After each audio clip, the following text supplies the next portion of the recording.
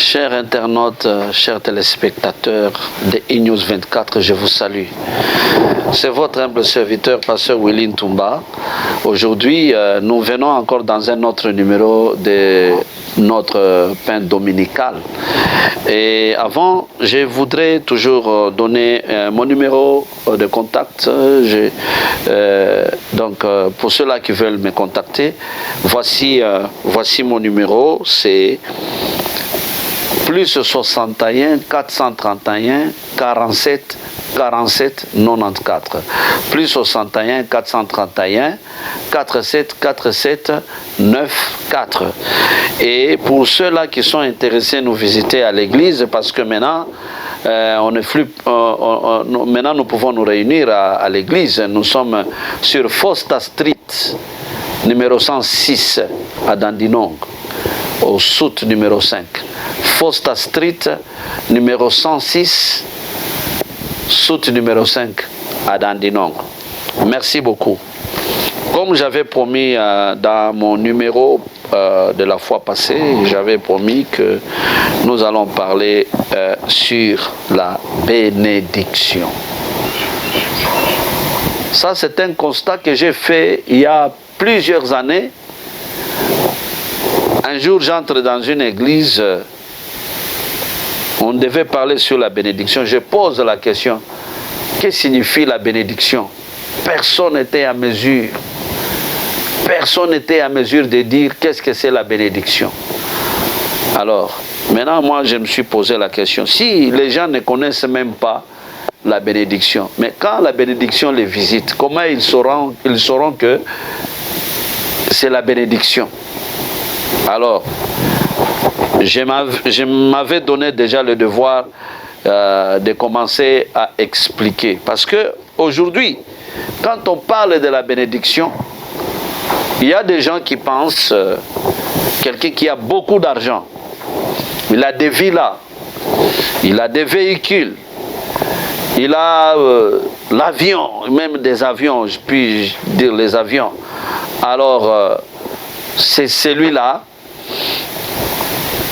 qui est béni.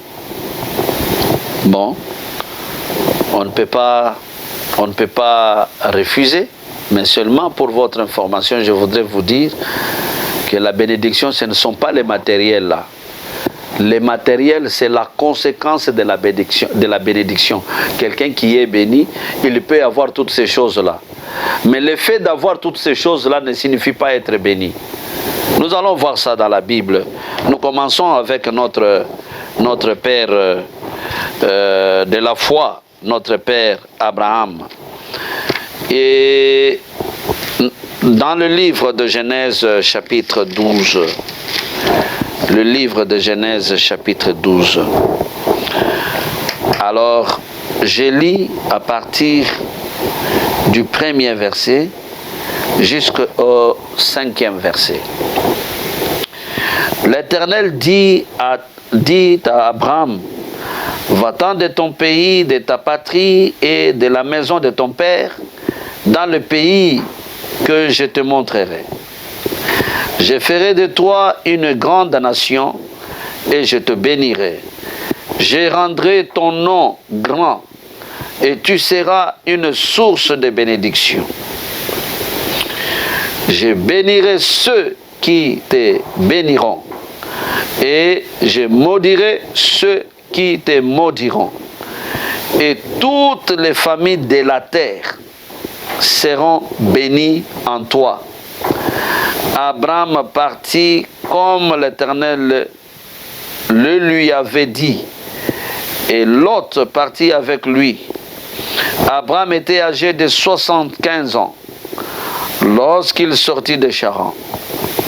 Abraham prit Sarai, sa femme, et Lot, fils de son frère, avec tous les biens qu'ils possédaient et les serviteurs qu'ils avaient acquis à Charan.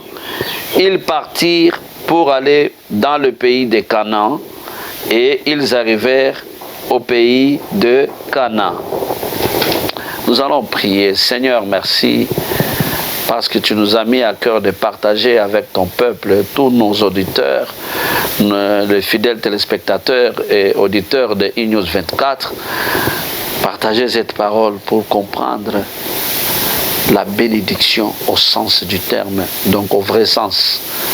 Merci Seigneur Dieu pour le Saint-Esprit. Donne-nous les mots qu'il faut pour arriver à communiquer comme il faut cette parole. Au nom de Jésus, nous avons ainsi prié avec action de grâce. Amen.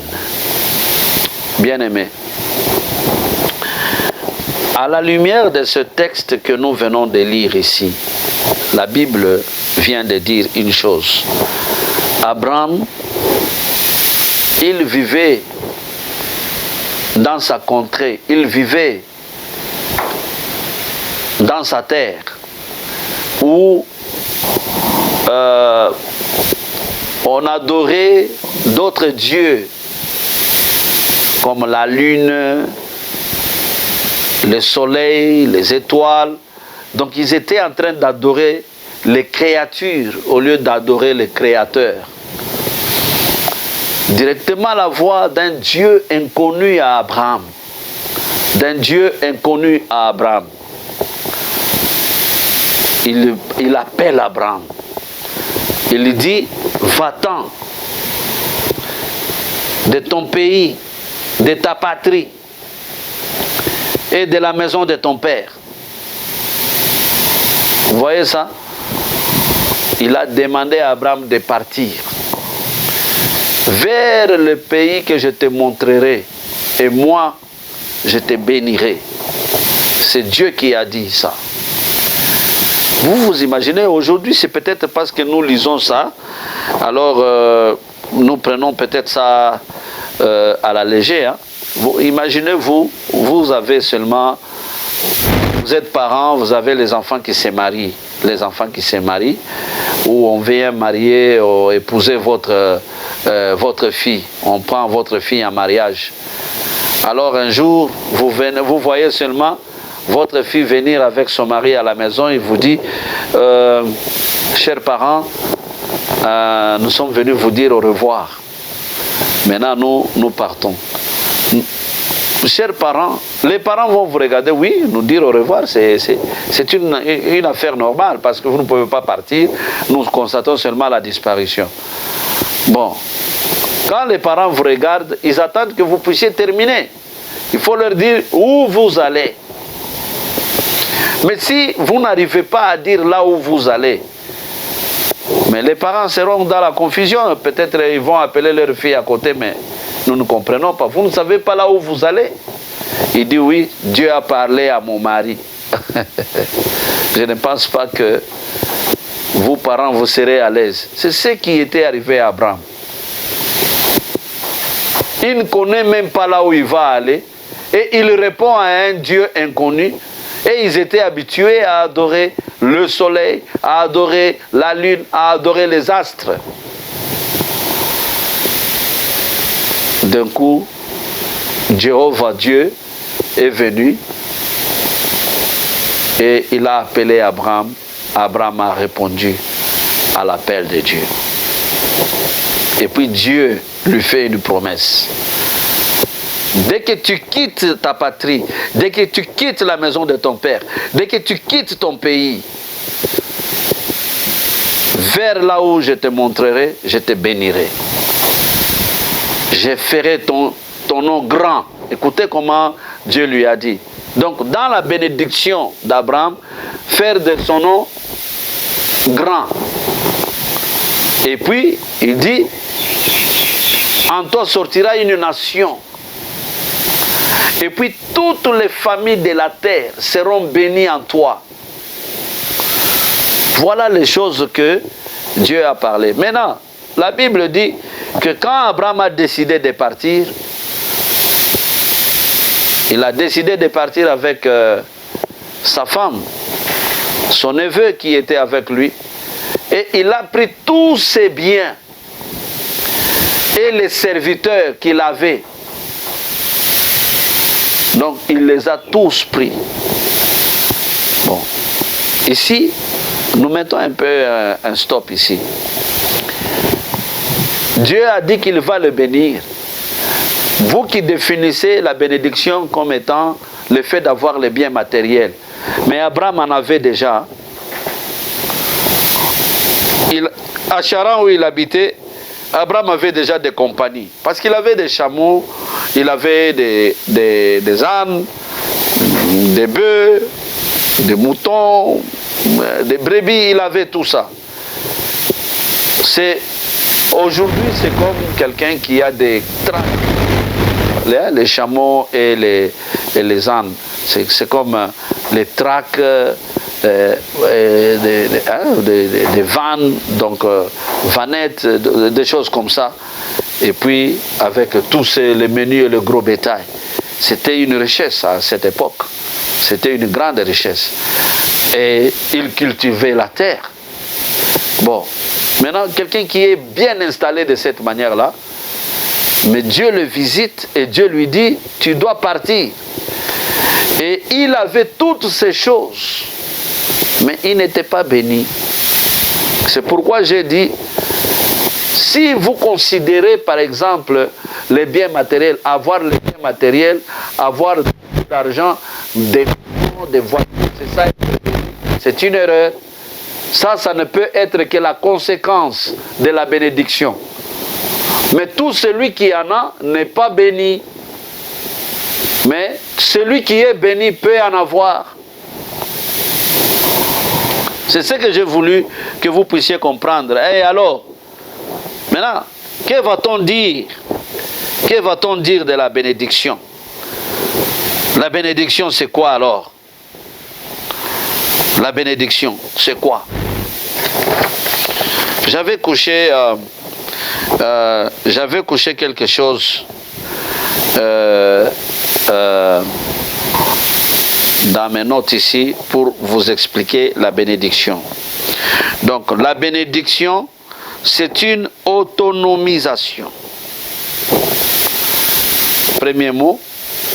Ou bien la bénédiction, c'est un mandat. Donc la bénédiction, c'est une autonomisation. Ou bien c'est un mandat. Autonomisation, c'est-à-dire, c'est un terme qu'on utilise souvent quand on est en train de parler de développement et de développement communautaire. Donc on est en train de rendre une communauté autonome, c'est-à-dire ils peuvent produire, c'est-à-dire on est en train d'équiper cette communauté avec certaines connaissances, avec certains moyens pour qu'ils soient capables d'être autonomes, qu'ils ne dépendent des personnes. Voilà le premier principe, donc le premier terme, la première définition de la bénédiction. Donc c'est une autonomisation. Une autonomisation.